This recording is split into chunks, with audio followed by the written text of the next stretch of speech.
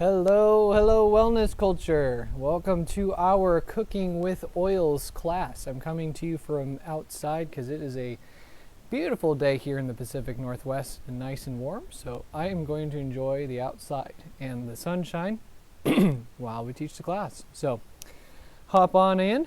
This class I've been really excited to put together. I love cooking with oils. If you follow me at all on Instagram, you probably see a lot of pictures and stories where I'm cooking with the girls because cooking is one of my favorite things to do. I love to do it with my girls, and I love to cook with oils. It's a unique experience. It's a little bit different than cooking with other herbs and spices, but it's totally worth it.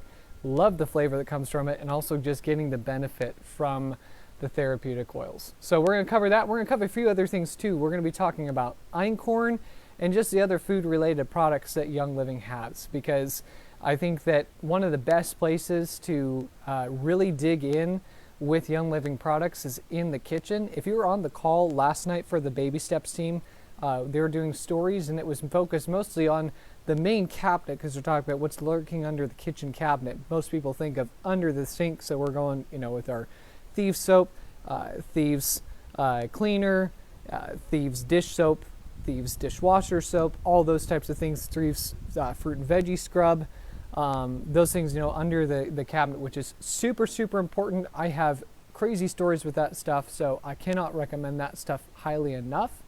But tonight we're going to be focusing mostly on the cooking side of things, because I think that's an area of Young Living that a lot of people miss out on, and they don't realize that there is such a gold mine there of things that you can do in your cooking. It's also a wonderful thing for showing hospitality.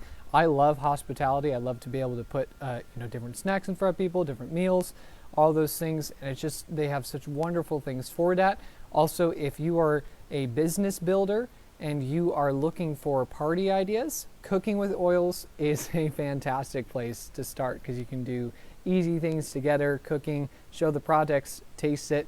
It's a wonderful, wonderful place to get started. So we're going to dive in with vitality oils and what those are. So I realized I should have brought some of the stuff out here to show you, but I was so excited about doing class outside that I forgot to bring things.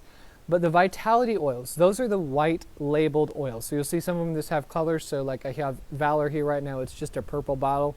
There's not a Valor Vitality, but if there were such a thing, it would have a white label instead of this purple label, and it'd have a little bit of purple around the name instead, and it would say Vitality. Those Vitality oils are safe for ingestion. They are approved for ingestion. People use them for supplementation and whatnot. It's good for that, and also it's approved for cooking, so you can use it when cooking. If you want a list of oils, so you can easily just go onto the website and look up the Vitality oils, but also if you have a desk reference or pocket reference, there's a page in there that goes through all of the items from the FDA that are generally regarded as safe or as food additives, and you can see the list there. I'm just going to say up front, there's some products, because they can't market it, it's for regulation stuff, they have to make sure that they're separated out here in the United States, the topical ones versus ones that are ingestible.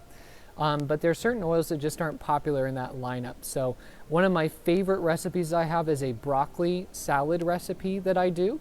And I actually accidentally stumbled upon geranium oil for that one. Tastes amazing. Wouldn't have thought of it. If you want the recipe, happy to share it with you. It's one of Wellness Mama's recipes that I have kind of changed and made into my own.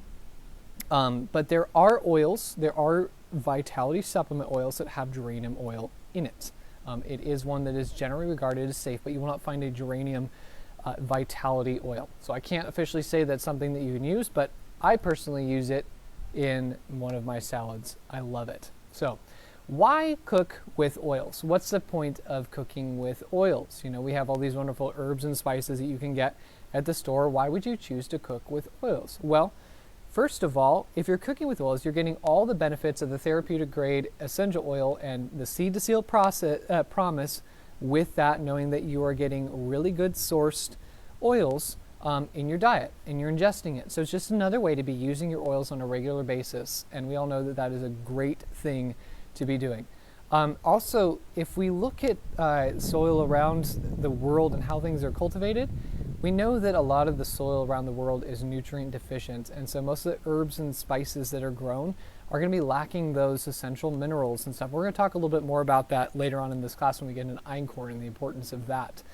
But you're not going to be getting those good benefits from a lot of those herbs and spices. So unless if you are someone who is a dedicated gardener, or you know a really, really good source to be getting those herbs and spices from, you're not going to be getting those nutrients that you need. I'm someone, I buy everything I can organic, but I do know that a lot of the organic produce is still going to be nutrient deficient. So you're not getting those things in it.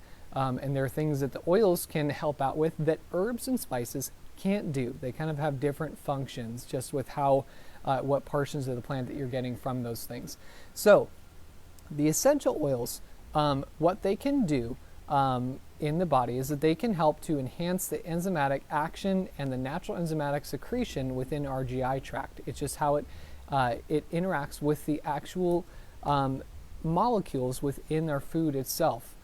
It has that kind of stimulating work to be able to digest it, similar to if you're taking supplements from Young Living, you know that those are essential oil infused, and it helps with the bioavailability, the ability for our bodies to absorb those vitamins and nutrients and supplements that we take. So similarly, when you add those into your food, and if you're specific in how you're targeting those things with specific types of oils, you can really enhance the ability for your body to be able to absorb the nutrients from your food. It can also kill unfriendly and unwanted microbes that can survive cooking. If you don't know, these oils, part of how they last so incredibly long is that the molecules are so teeny tiny that nothing's able to grow inside of these if they're not contaminated. So in a bottle that is well taken care of, a steam distilled essential oil will have an extraordinarily long shelf life, and that's partially because microbes cannot grow in that space. So similarly, if we're adding that into our foods, it's helping to kill off those unfriendly and unwanted microbes that could even survive the process of actually cooking our foods. So it's another good thing for us to be able to eat. It can also increase the ion exchange in the cells of the food, increasing the cell surface and allowing for more ATP and oxygen uptake to enhance a greater enzyme function within those foods. So, how to cook with... Excuse me, sorry. I was eating some cashews before I got on here and they're stuck in my throat. How to cook with oils. Couple little tips, because it's something that's a little bit different and it's got its own little learning curve to it. First of all, you want to be aware of flashpoint. The oils. Certain oils will burn off really, really quickly. Again, if you have a desk reference or a quick reference guide from Discover LSP, you will be able to see in there the different flash points of the oils. So if you cook too high temperature, they will burn off and you're not going to be able to get the oil from it. So make sure that you're cooking it on lower temperatures. Also know that the oils are steam distilled, so we know that if you steam it, it's going to cause it to go out. So you don't want to cook it too high temperatures. You don't want to overcook it. Some easy ways to combat those things is to cook in with a carrier oil. So if you're using something like a coconut oil to cook with, or a avocado oil, I don't recommend using olive oil if you're cooking, because if you heat up olive oil to normal cooking temperatures, it will actually turn it into a carcinogenic state. So that oil is not meant to be cooked at a high temperature. The good cooking oils are ones that are solid at a room temperature. So something like a coconut oil is really good to cook with. If you don't like the coconut oil flavoring, avocado oil is another oil that can cook at a higher temperature before it goes bad in that way. So if you add it in with that, when you add in the oils, it will help it to be able to, as when we put the oils on, you open up the bottle, those volatile organic compounds, they just kind of leap out of the bottle. So the carrier oil helps to keep it in one spot, so it's not just leaping out as you're cooking. Smell great, but it's not going to get as much flavor when you actually sit down to eat the meal. So add in with the carrier oil. And then rather than, when you think about herbs and spices, usually you want to add those in earlier into the recipe so they can kind of diffuse into the foods. The oils are going to be the opposite, something you want to add in later, again, to just be able to make sure that you're not cooking off what you're doing. So and a little bit goes a long way. So when you're cooking with oils, you want to be stirring very thoroughly, because you think about if you're just putting a drop of it in there, it's sitting in one spot. You really got to make sure that you stir it in there so you don't just have one bite of oil. So I've done that where I've cooked something too quickly and I didn't stir it well enough, and someone ends up getting that oily bite, and it's like, whoa, massive flavor of something. So make sure that you're stirring that in thoroughly. Again, if you're adding it in with a carrier, it's easier to do that way. Another simple way to be able to spread it out over something is just to put in some water, and using clean hands and stuff, I'll usually just kind of dip it around on my fingers and then just kind of flick it into whatever meal it is, and that helps to kind of spread it out a little bit more thoroughly. Also, like I said, a little bit goes a long way. So you think about your herbs and spices and whatnot. You may have something like oregano, where a recipe calls for a teaspoon of oregano. Well, that's going to be about the equivalent of 1 drop of oregano oil. So a little bit goes a long way. There are some conversion charts out there. I'm going to try and tag that into this video at the end for those quick conversion charts. So we have that printed out on our refrigerator so that we know when we're cooking with oils, we can do a quick conversion of that and be able to see it. So some of them are so potent that you may be just taking a toothpick and just kind of swirling it in the bottle and just dipping it into the food. So like I said, a little bit goes a long way. So kind of those things, get used to those learning curves, and you'll be up in no time cooking with those oils. Let's switch over to Einkorn now, and we're going to talk about a little bit about the history of Einkorn, the importance of Einkorn, and why Einkorn is such an important product line. And really excited to be talking about this because a lot of the Einkorn products are coming back into stock this year. The crops didn't do well last year at the farm, so they didn't market it just like they do. They have to have that standard of seed to seal, and if the crops don't do well, Young Living doesn't sell them. And so they've had, it sounds like a really good crop this year. We know that the pancake and waffle mix is back in stock, and I know the flour and the berries are supposed to be coming back in stock sometime in April. So our family is very excited about that because we love Einkorn in our family. I'll tell you why, because we have a special story on that one. So a little bit about the history of Einkorn and the history of modern wheat. So in 2012, there's a rat study that was done in France on the Monsanto modified corn. That's corn that was used to be modified that could handle glyphosate, could handle Roundup. And they did a study on these rats, and they found that after they had been exposed to just eating that corn that was used from that Monsanto modified corn, that most of the rats had tumors, organ damage, and many of them died from those studies. So after those studies were conducted, many countries in Europe actually banned GMOs just completely in the country. Here in the United States, GMOs are still legal, and they don't even need to be labeled as GMOs still. So something that is very harmful. And there's a history then behind that of just kind of the direction of things. And why I shared that specific story is that is the story of wheat, because in 1970, when the Nobel Prize was awarded to Norman Borlaug for his hybridized dwarf wheat, this was supposed to be, kind of the savior for famines in the world, savior from hunger. Nobody was going to die from starvation again because they had made wheat so quick to grow, so easy to grow, and people were going to be able to eat and not have to worry about any of those things. So what he worked to produce in this hybridized wheat was one that was a quick germination, that was low in enzymes and low in nutrients as a result. So something that just would sprout up real quick. Those wheat grain heads are like 16 to 18 inches tall, so very small, very short growing season. As a result, what they found in later studies now, if we've had this hybridized wheat for nearly half a century, or actually over half a century now, that the human body isn't able to process those things properly as a result. So it has what are called epitopes. They're protein parts, and that is linked to be a known cause for celiac disease. We know that these epitopes, they can be found in things like soup, sauces, meat products, potato chips, ice creams, candy, medications, supplements, and processed food. So this is something just kind of from this quick growing thing, it's a result from those things. Also, the history of sprayed soil. that we're not dealing just with bad seeds, but also we have bad soil. And, again, making those things like the modified corn that can handle glyphosate to handle that Roundup, so that we're able to kind of cheat the process of having to, weed and take care of pests and insects and all those things. Shortcutting never works in creation, it would seem. And so what resulted of this modified wheat grain became this super gluten. So modern wheat turns into glucose in our bodies 3 times faster than white sugar, because it's a super starch and it's super fatty, and it's actually acts kind of as a drug in our body. It actually has been shown to cause cravings for carbs in our body.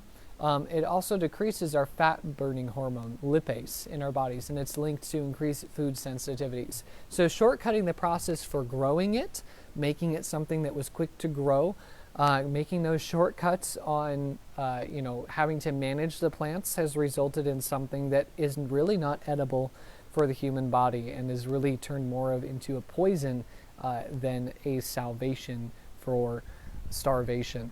And so these depleted nutrients is something that we've seen not just in these modified wheat grains, but it's also just something that we're seeing in the soil in general. They're the longest running continuous agronomic experiment. This is started back in 1843 with the Romsted Research Station in England. They did what's called the Broadbach Winter Wheat Experiment. And what they did is they grew different types of wheat plots, and they used different techniques for farming, different fertilizers, and they've been doing this, like I said, since 1843. And what they found is that even with the different processes, they had a very consistent, constant rate of mineral content within the soil from 1843 to 1969. In 1970, there began to be a shift, right around this time again with this wheat grain. There began this shift in the soil in depleted nutrients as they grew these wheats. There was a depletion in the zinc, magnesium, iron, copper.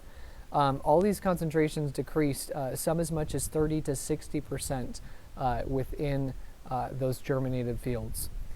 Something else with wheat is what they found is, well, okay, so it doesn't have as many enzymes. We're having problems digesting it. So what we'll do is we will enrich it. So you'll see on many labels for different foods that it contain flour, wheat, all those things. You'll see enriched flour, enriched wheat. Basically what that has done is it's a refined grain that they've added synthetic vitamins and synthetic minerals to in order to try and make up for the deficiency in the mineral content and the deficiency in our body be able to actually absorb it. We also have things like quick rise commercial wheat that is, rather than having slowly fermented yeast, instead they're using quick rise cultures that, again, are shortcutting in our body's not able to digest it in a good way. There are several cultures around the world. So again, they say, well, maybe our bodies aren't supposed to be designed to eat wheat. Well, there are cultures around the world that have traditional cultures that still do, stone ground fresh wheats. They are not using these modified wheats.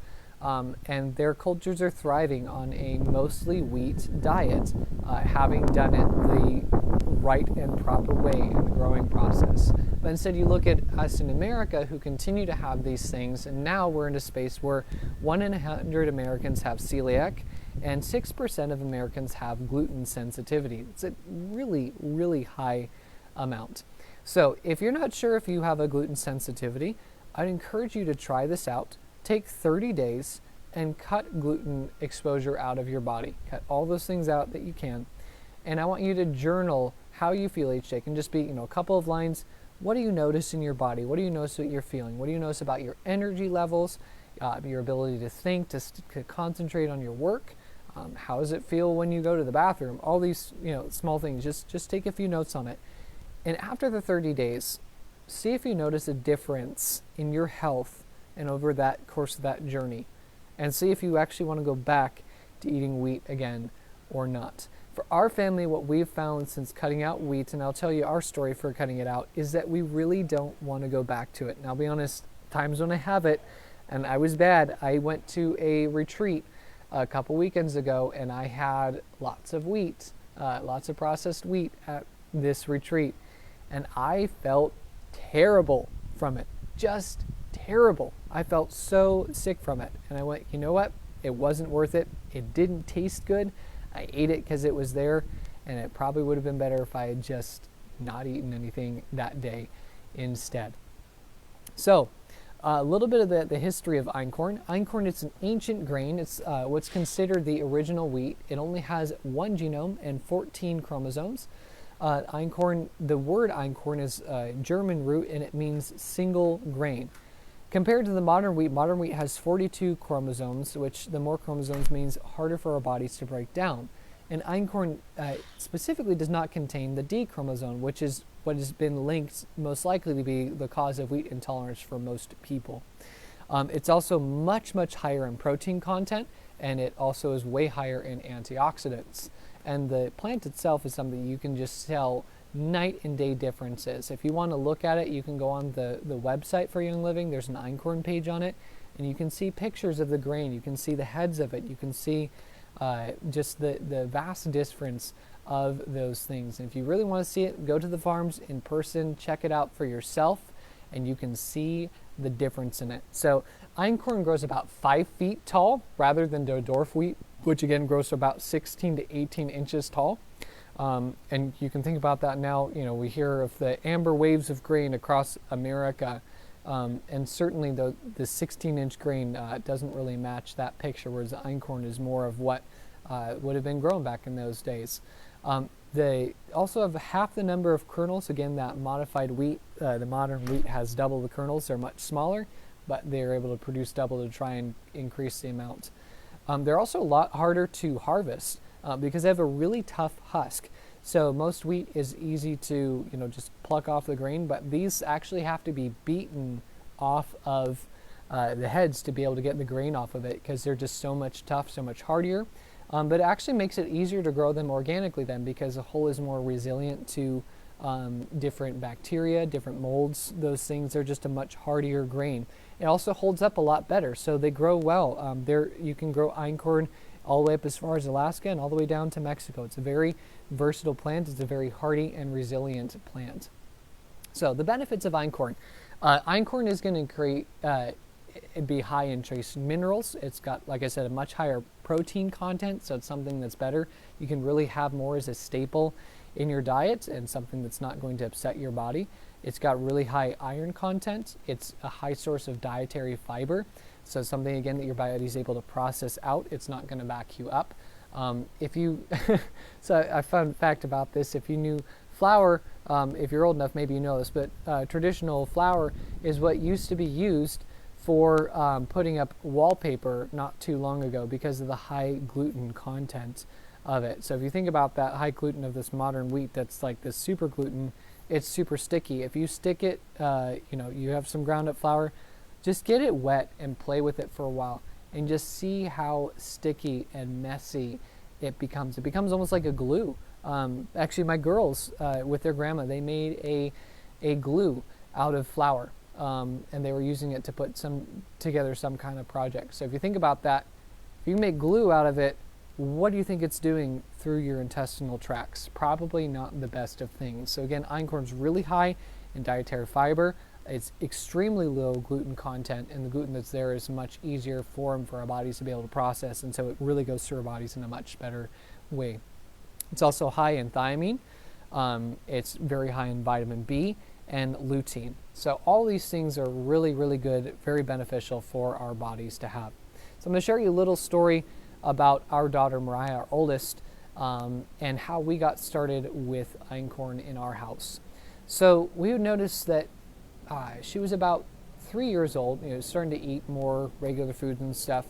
And we noticed that she would have this thing with vomiting on a regular basis. And we were trying to figure out, okay, what is it that's going on? We can't figure out, what's causing her to vomit. And so we started pulling out different things from her diet and trying to go through all these things, and we can't figure out what's going on. So we finally said, okay, let's cut out gluten. Let's see what that is. So we cut out gluten. Sure enough, it disappeared, and she stopped having issues with that. We had some other things that we helped use with that too, like enzymes and ningxia and peppermint oil. things to help get her digestive system kind of working and moving again. But she was in a much better space. And then we tried introducing gluten in again a little bit, and sure enough, she started having those vomiting issues again. So we figured out that it was a gluten sensitivity for her.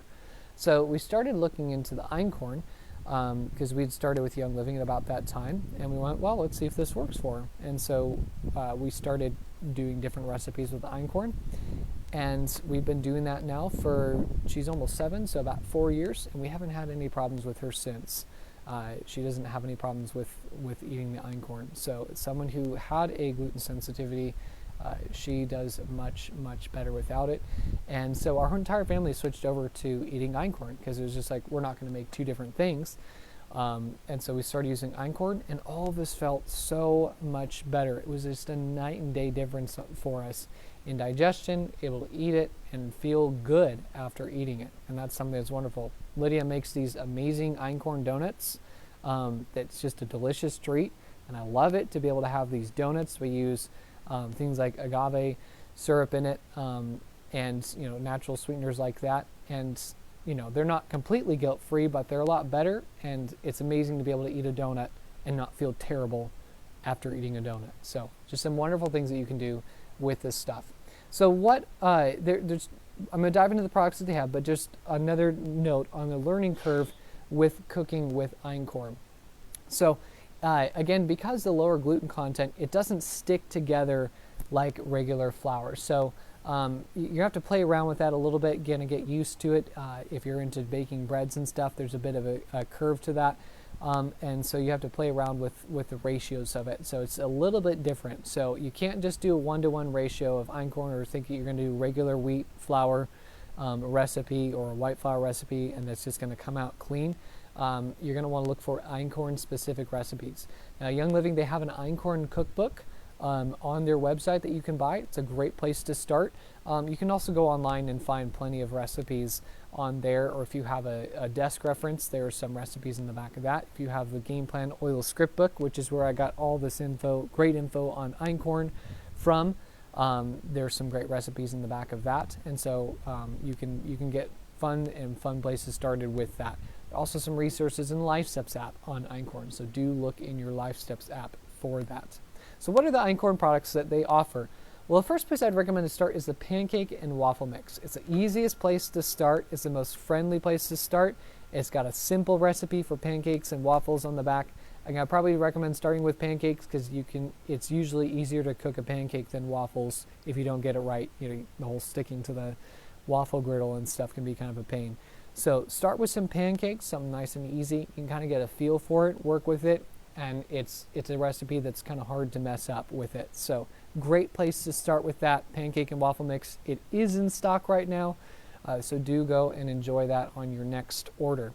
The next one is they have just straight milled flour.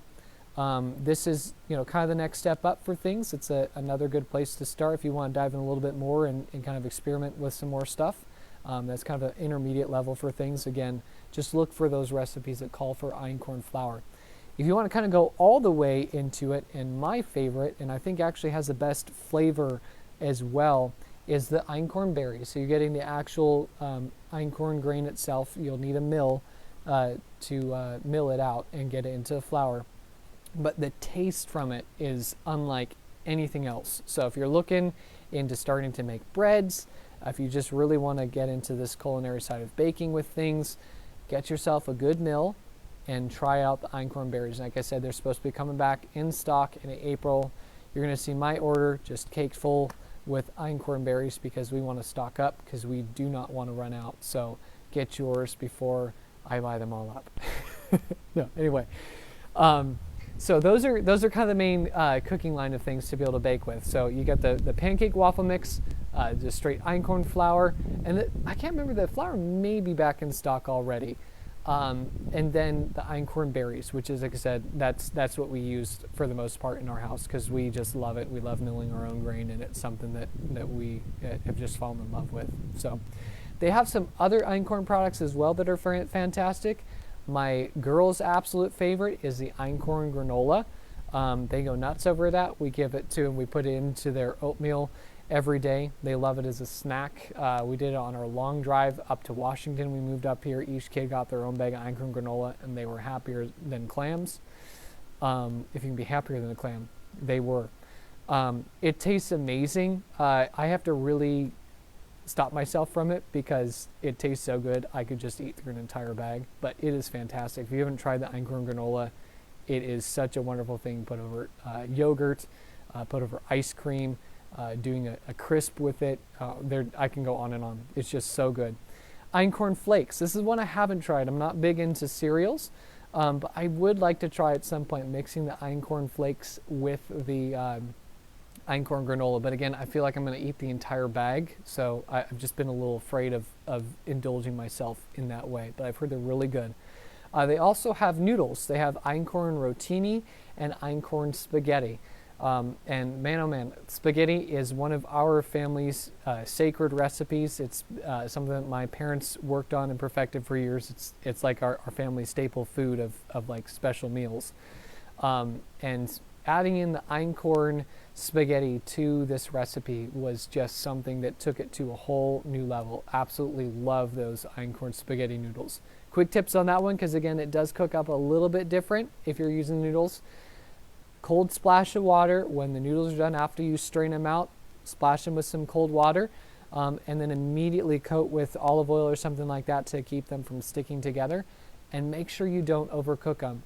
They're a little bit harder than other noodles. You do cook them done, but they're going to be a little bit firm, whereas I just say like standard noodles are a little bit mushier. These have a little bit more of a firmness to them, so you may tend to overcook them the first couple of times. So if you're noticing that they're really globbing together, it just means you overcooked it. So just kind of watch the cooking temperature on those. Cold splash of water, and then coat in olive oil very quickly when they're done cooking. If you want a resource as well on the history of Einkorn and Gary Young's journey on really bringing Einkorn back into the modern world, you can get his book, Ancient Einkorn, Today's Staff of Life. Great resource on that. Some other fun products of Young Living. This is one I haven't tried. Really want to try it, but usually it goes out of stock super fast, and I haven't been able to nab it in time. That is the Yakin syrup. I hope I'm pronouncing that right. This is a Peruvian plant that's grown in the Andes Mountains. It's similar to a sweet potato, but it's got a black skin. And it's a complex sugar that breaks down into a compound called FOS. I'm just going to say it that way because it's a big name that I was having trouble saying, so I just FOS. But it's known for its prebiotic effects in the body. It's also really high in inulin that passes through the body, so it results in less calories per serving intake over that of sugar. It's grown in the Andes Mountains, like I said, so it's got kind of up there with the volcanic ash buildup. Results in a really high mineral content. It's really high in amino acids and vitamin A. It's got, in those soil conditions, it's like our Ningxia wolfberry. It's just really high in a lot of great nutrients for that. So if you're looking for a sugar, when it's in stock, it's a great one to have. It's about 3/4 to that of what you would use of a serving of normal sugar, and you'd want to reduce it in the recipe like you would if you're cooking with honey. You want to reduce the liquid amount. Wolfberries. Maybe this is something you didn't know that Young Living has. They sell bags of just straight dried organic wolfberries. It took me until this past year to try it out for the first time. I'd seen it and I was like, oh, that'd be fun, but I never did it. Because it just didn't fit our budget. And one time I was like, you know what? I started looking at how much we would buy raisins, because my kids absolutely adore raisins and we put it in their cereals and stuff. And I went, you know what? Let's try not buying raisins at the store this month, and let's get a bag of these Ningxia wolfberries instead. And I am so glad that I tried that, because that is, if if I could have Einkorn granola and those dried wolfberries, that would be my go-to snack, because they are just so phenomenal. We use it in cooking in salads. We use it in cereals for breakfast, so like cooking the oatmeal for the kids, putting it in yogurt. It's really good in ice cream, in baking. It is so versatile. It goes great inside of a tea, and just snacking on it. They are phenomenal, and you're getting all the benefits of the Ningxia wolfberry. So do try those out. It is so good. I think just one of those hidden gems from Young Living that they sell those, and just so special. Some other fun things to do. I'm going to switch over a little bit to the drink side of things. Ningxia Red. If you haven't tried Ningxia Red, get you some Ningxia Red. I can't recommend anything more highly. If you want to know a place to start with Young Living, it's Ningxia Red. But something that's really fun, again, on the hospitality side of things, or just fun drinks, is playing around with Ningxia. So something that I love to do for hospitality when people come over is just making Ningxia shots. So you can play with those vitality oils. You can do some fun, smooth things with it, like just a drop of grapefruit oil, lemon oil, lime oil is really good if you like something a little bit spicier. My mom goes nuts for these. You do like 3 drops of cassia and 3 drops of cinnamon bark, and it just toasts your mouth. It's my mom's absolute favorite. She loves it. Super good. So just a fun thing you can play around with hospitality. Again, I also like that over, spaghetti is, like I said, a big staple for our families. I normally enjoy a nice glass of red wine with it, but I actually prefer Ningxia Red. That is now my favorite drink, and that's what I have for anything. So if you ask me what I want, if someone's going to serve me something, a glass of Ningxia Red. It's the best. Some fun things to do with it as well for, with kids and stuff. If you've got kids, a fun snack. You can make Ningxia gummies. There's a recipe in the Life app for that. Ningxia smoothies can be really good. Ningxia milkshakes, Ningxia and ice cream is really good. All these things just really fun dessert ideas. You can do lots of fun things with Ningxia. And then something, again, on the go, another food thing we don't always think about because we just pick them up. You think those little energy shots or stuff to just get you by, or you get, I don't know my coffees and stuff because I don't drink it, but, they get those little like double shots and stuff where, you get the big caffeine hit. Ningxia Nitro. It's a great thing to have on hand. It has great flavor. It's a much better source of caffeine for our bodies, and you get all the benefits, again, of the Ningxia Wolfberry in that. Some other things you can do for, kind of those drink type meals. I love smoothies. I do a smoothie for breakfast almost every day. Balanced Complete or Pure Protein Complete or the Sleek Shakes. Those go really, really, really well in a smoothie. I really love the flavor of Balanced Complete in my smoothies, and so using that as kind of the protein base for it is really phenomenal. You're getting, again, a lot of those trace minerals. You're getting a lot of good content, a good source of whey protein from it that we know we can trust, again, with the seed to seal promise for things. So just phenomenal things that you can get started with your day in that early breakfast. Again, you can do it simple too. If you're looking for a simple breakfast, just mix up some Pure Protein Complete or some Balanced Complete or a Sleek Shake, and bada bing, bada boom, you got yourself a quick breakfast. I used to do, what were those called? I think it's called instant breakfast or something like that. I would do those little packets, and looking back on it, I think those flavors are so nasty. But if I had something like that to mix up, it's just such a good option if you're looking for a real quick meal to get you started on the day, even if you're not a breakfast person. Some snack things. Young Living has great snack options too. I am a huge snack fan. I love snacks. I'm a snack fiend. And I love things when I can, infuse oils into my snacks. But we're just talking specific products that are easy to go to. Young Living Protein Bites. Those are excellent things to have on the go. Something you can easily stick into your purse, have in your car. They're kind of that, I think it's like a yogurt type coating on it, so they do melt, so make sure they don't get too hot, otherwise it's going to be a sticky, gooey mess. But these things are fantastic for on the go, or just a quick bite to eat if you need something. A Ningxia sachet. They sell Ningxia in sachets, if you didn't know that. It's another easy button to just have on the go as a quick snack. Kids are starting to have a meltdown or something, give them a Ningxia sachet and just watch and see the attitude difference. So if you feel like your energy levels are dipping of the day, grab yourself a Ningxia sachet and get going for the rest of the day.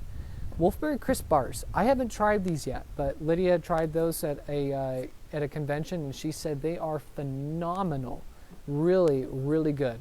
It's going to be similar again to the Protein Bite, so if you like that kind of bar type snack, great option for it. Something that they don't have in stock very often, usually it's more around the holiday times, and I'm hoping that now that Einkorn's coming back on the scene again, that we're going to be getting more of them, is the Einkorn crackers. They had a couple of different flavors of Einkorn crackers, and they are some of the best crackers I have ever had. If you like artisan type crackers, I'm a big cracker and cheese fan.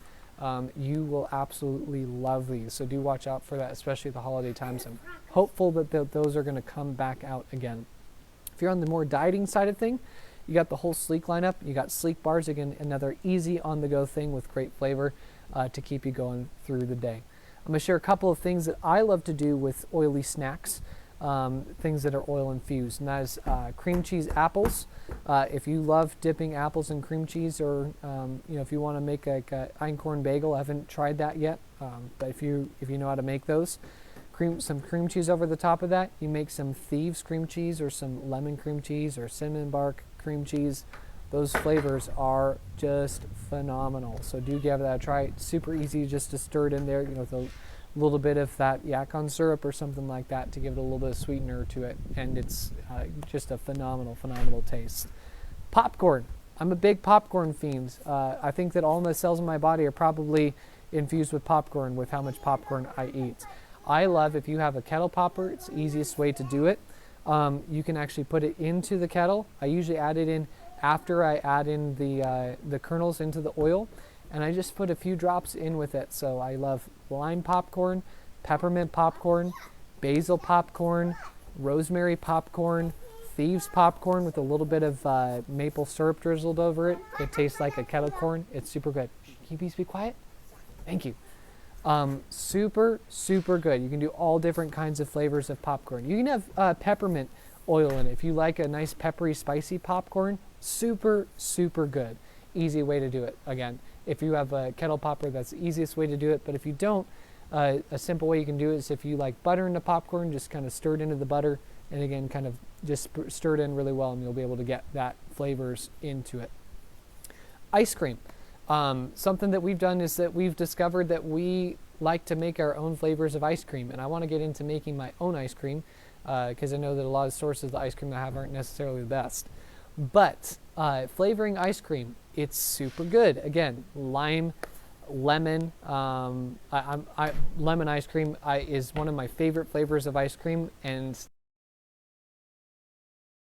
ice cream, I can't have it if I go, to an ice cream shop or something, because it just doesn't compare to the taste of doing it with Young Living ice cream, because it's or Young Living essential oil in the flavor of the ice cream, because it's just such astonishing difference. So do try playing around with that if you like having ice cream.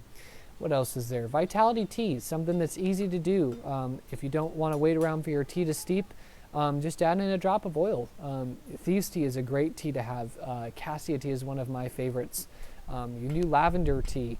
There was one that we came up with was hyssop and myrrh and frankincense. It's got a really unique taste to it. So you can play around with those, just real quick things. We just do a little bit of agave nectar or honey, or again, you can use the Yakon syrup if it's in stock to get a little bit of sweetener if you like a sweetener, and helps to kind of spread out the drop of oil in there, and then just a little bit of cream or something that you like if you like that in your teas. Really great thing for that.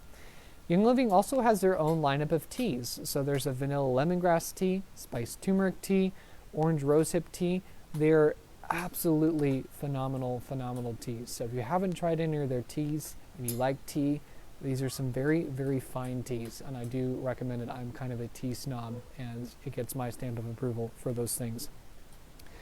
Another drink that I didn't like but has really grown on me the more I've tried it are the Vitality Drops. Again, those are really good for getting a quick energy boost. Also just helping with electrolytes in the body, so great thing to just add in your water throughout the day. They have a spearmint tangerine flavor, jade lemon, lavender lemon, and grapefruit bergamot. Some of those also have some additional energy boosts to them. My favorite is the jade lemon. I think it's just a phenomenal flavor. So I do recommend give those a shot. If you don't like the flavor like I didn't for the first time, just try a little bit now and again, and you may find that you end up liking it. Chocolessence bars. If you are a chocolate snob or a chocolate fiend and you like chocolate, if you like really good dark chocolate, the Chocolessence bars are to die for. Again, those usually don't come out until the holiday times. They sometimes do Chocolessence truffles as well, and those are some of the best truffles I've ever had in my entire life. So do keep a lookout for those. Again, those are oil-infused chocolates, and the truffles had Ningxia wolfberries in it, so just absolutely fantastic. Final closing notes here: if you're looking for some places for recipes, go to the Young Living blog. You can find plenty of free recipes on the Young Living blog for getting started with some essential oils and cooking. You can buy the Einkorn cookbook on the Young Living website. The game plan script book that I did the Einkorn portion of this class from has some great recipes in there for Einkorn. If you have a desk reference, there's also recipes in there for cooking, so do check those things out.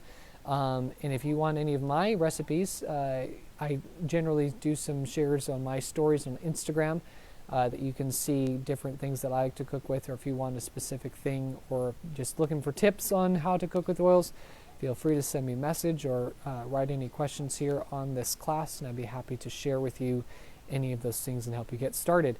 It's a lot of fun to have in the kitchen.